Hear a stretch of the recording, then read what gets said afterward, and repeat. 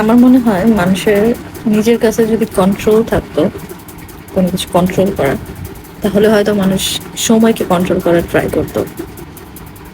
আসলে এটা খুবই একটা চরম বাস্তবতা যে বয়সের সাথে সাথে আপনার সৌন্দর্য কমে যাবে বা আপনি বৃদ্ধ হয়ে যাবেন।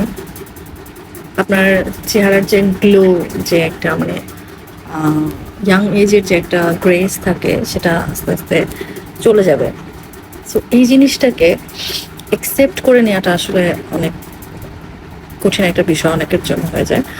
আমার ক্ষেত্রে যেটা, সেটা হচ্ছে যে আমি এটাকে খুব পছন্দ করি যে আমার বয়স মানে বাড়ার সাথে সাথে আমার মধ্যে যে চেঞ্জেসগুলো আসছে বা আসতেছে আমার ভালো লাগে। যেমন ধরেন আমার হেয়ারের এই যে ভেতরে ভেতরে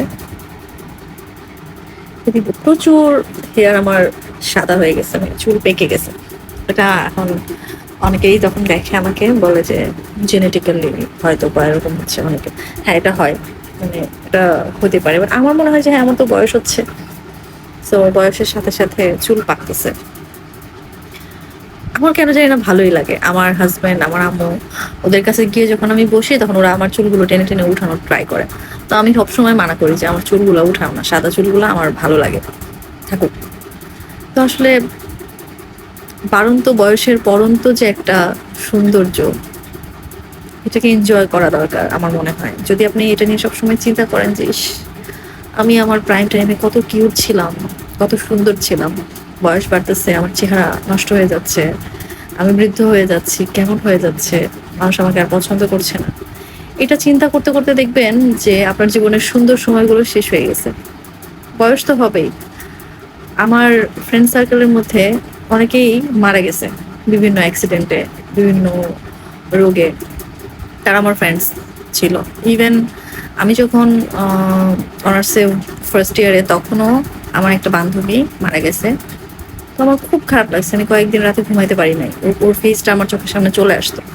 তো আসলে সৌন্দর্য নিয়ে বা হচ্ছে আমি বয়স হয়ে যাচ্ছে, আমার রিঙ্কেল পড়তেছে, আমার সার্ন বার্ন হয়ে ডার্ক হয়ে যাচ্ছে জায়গায় জায়গায়, বা হচ্ছে আমার চামড়া কুচকায় যাচ্ছে, এগুলো নিয়ে যদি আমি চিন্তা করতে করতে আমার জীবনের সুন্দর সময়গুলোকে আমি শেষ করে ফেলি, তাহলে একটা সময় গিয়ে আপনি আপনার জীবনে শুধু রিগ্রেট করবেন যে আপনি আপনার লাইফের সময়গুলোকে এনজয় করতে পারেন নাই, আপনার ভালোবাসার মানুষগুলোর সাথে সুন্দর সময় কাটাতে পারেন নাই।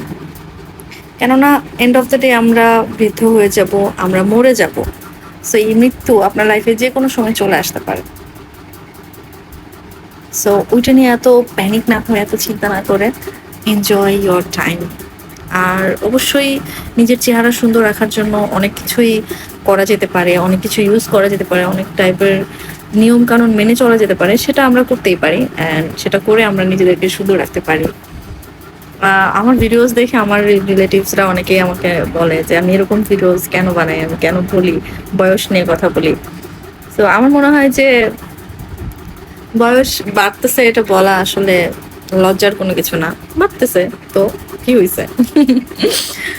সো গাইজ, আমার কাছে অনেকেই, অনেক আপুরা আমাকে টেক্সট করতেছে, অনেকেই কমেন্টসে লিখে যে আপু আপনি স্কিন কেয়ারে কি করেন জানাইতে বলতেছে। সত্যি কথা বলতে আমি আমার স্কিন কেয়ারে তেমন কোনো কিছু করি না, আমি কিছু করি না। বাট আই ডোন্ট নো যে আমি স্কিন কেয়ার ভিডিওস বানালে সেটা রেসপন্স আমি পাবো কিনা। সো যদি আমার আপুরা আমাকে বলে যে হ্যাঁ আপু তুমি স্কিন কেয়ার ভিডিও বানাও, আমরা সেগুলো ফলো করব, তাহলে আমি ট্রাই করবো বানানোর জন্য। সো তোমরা আমার এই ভিডিওতে কমেন্টস করতে পারো যারা যারা আমার কাছ থেকে স্কিন কেয়ার ভিডিওস দেখতে চাও। আর এমনিতেই তো আমি একজন মেকআপ আর্টিস্ট, সেই দিক থেকে আমি মেকআপ ভিডিওস বানাই, তো তোমরা সেগুলোও চাইলে দেখতে পারো। So enjoy your time, tata.